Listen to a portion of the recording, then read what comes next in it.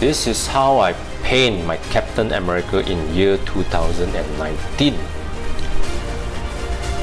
And this is how I paint my Captain America in year 2022.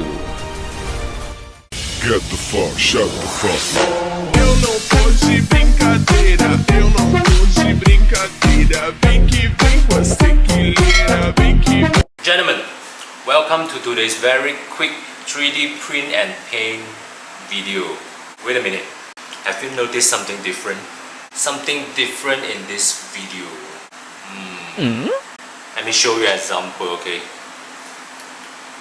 When I display a close-up thing in my hand. Yeah, you saw those blur background.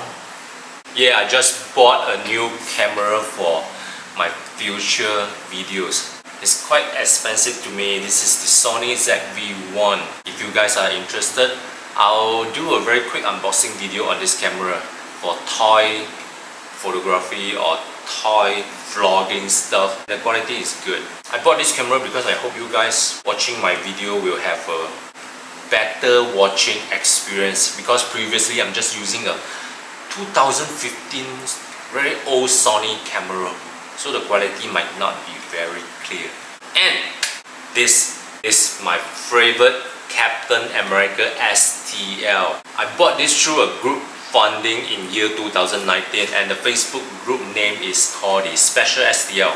However, when Mars Studio sent this file over to the group admins, we are happy and some of us are quite angry. Nani? To know more reasons or more gossip about this, I'll talk this more at the end of the video, okay? So without further ado, let's check out the very quick painting process on this with Mars Studio Captain America on bike. Let's go! Okay, let's start with the bike first, okay? Because the color that I'm gonna use on the bike is not that much. I used the spray can to spray all black, but it looks very shiny and lots of small parts didn't actually get painted with black. So I used the airbrush again, and now I'm using the silver for all parts. Not using masking because I can touch up that black part easily with hand painting or just airbrush it. This thing is really huge. Painting this is really tiring. And now for the logo of this Harley Davidson, I'm using my favorite. This is called putty. Is it called putty or called slimy? Yeah, it's quite convenient to use. As for the red, and this is the orange. It doesn't look like orange in this video, but it's orange. And then for the headlights, I'm using a dark yellow as the base, and then this brighter yellow on top of it. As for the small silver parts, I'm using hand painting, okay? And I think that's it. Now I'm gonna use the Mr. Hobby matte coating spray. As for the weathering effects, I'm using this kind of chalk look-alike. I brush it on the sandpaper and use the brush to brush all over it to have a little bit of those mud effect on the tires, on the exhaust, and also on the upper part of the bike. I love the matte black effects. And now let's go for the boots and the glove, okay? This one I did a lot of different touch up. At first I thought using airbrush will bring out the very leather look-alike effects, but in the end I'm using a lot of washes, okay, from Citadel or AV paint to wash all over the glove and the boots. By using airbrush, it's not that great for me. As for small silver parts, I'm always using the hand painting methods. Yeah, this is the Citadel shading or wash, and this is using the chalk weathering effects. Looks okay actually. And now for the shoe, silver, black as the base, and on top of it is silver, and then go for clear red. I didn't use masking, I used the slimy as well, and then the clear sky blue. You can use a dark blue actually, and this one is the panel lining. Okay, put all over the shoe, and then dab it off with the liquids fluid and spray a layer of the matte coating. Looks okay. And now for the skin color painting. It's very fun. I enjoy painting skin nowadays. And skin, you see, you need to touch up at least 2 to 3 layers for the base. Okay, whenever you still see there's some gray color, you just apply the base color on top of it, not forgetting the hand. And now, as usual, the warm color mixed with orange and red, very thin color on the eyes, the eye bag, the cheek, the nose, and the ears. Okay, for more detailed painting on skin, you can check out my previous video, the painting the tonic stock head. I have listed down the color for warm and cold tone, and you can check it out because it's much more detailed there. I'll list down the color's name by Joe Sonja, which is currently my favorite brand for painting a skin color. And now I'm actually applying the cold tone. Okay, you see on the neck, below the cheek, the chin, and a little bit very thin line on the eye bag. And now it's the gray mixed with a little bit of light yellow for the beard. You can see it's a little bit grayish at the beard area. Very thin, don't forget. And for the eyes, as usual, never white, never pure white. Usually it's the gray mixed with white or a little bit of green for the white color part. And then draw out the eyeball shape with a very thin layer of paint as well. I'm still struggling to paint eyes, but compared to previously, I now actually quite enjoy. I can spend few hours just to paint the eyeball itself.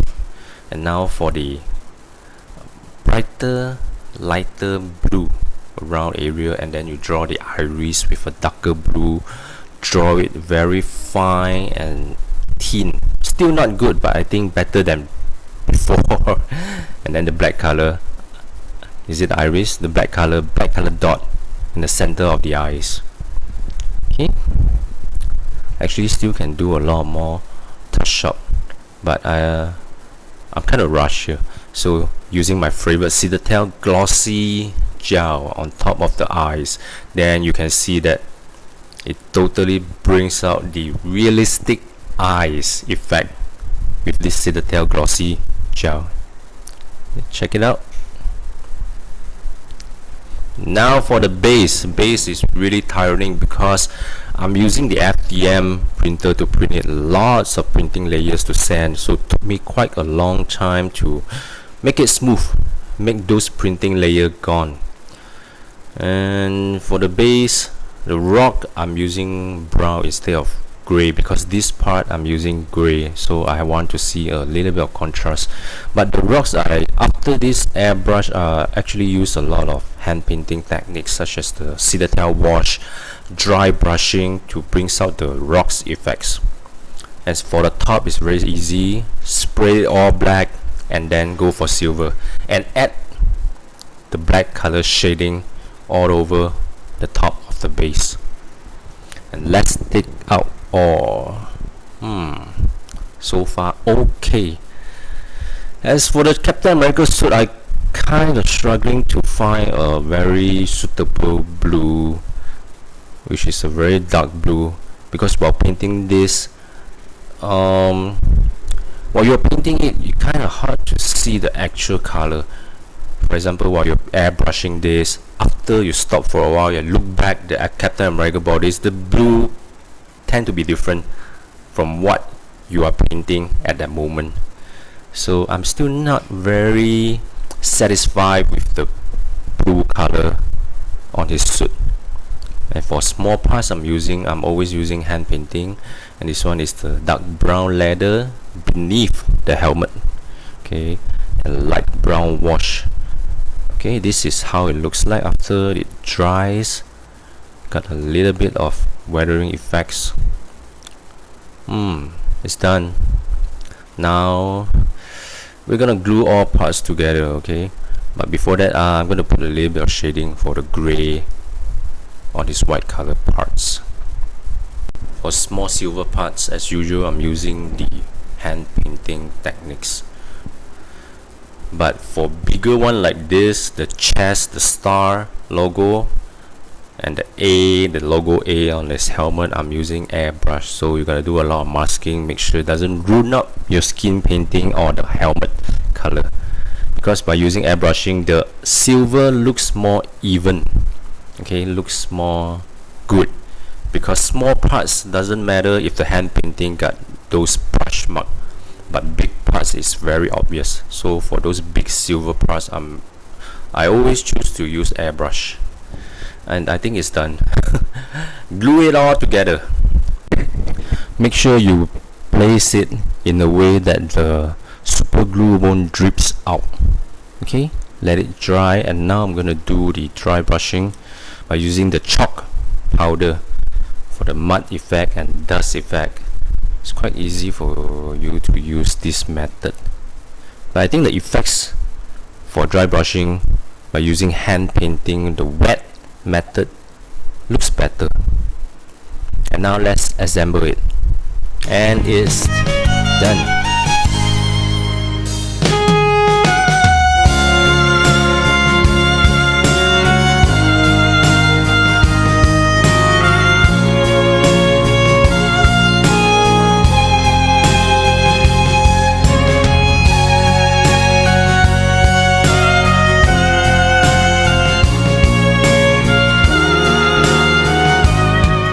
So how was it?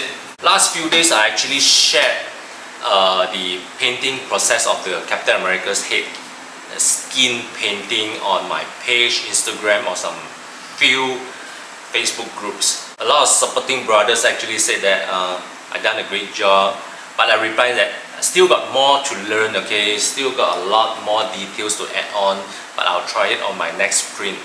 And then the reply said that you're just being humble, Wayne. You're just being humble.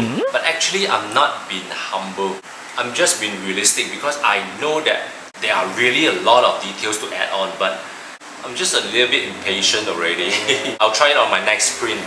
Those more details that I mentioned are just like, the facial, small little thin hair that can add on. Eyelashes, I'm still struggling to draw a very fine eyelashes on the top and the bottom of the eyes, okay? And the iris part, I'm still struggling actually, although you can see that from the pictures it looks okay, but maybe just me, I think that there are still a lot of things to improve.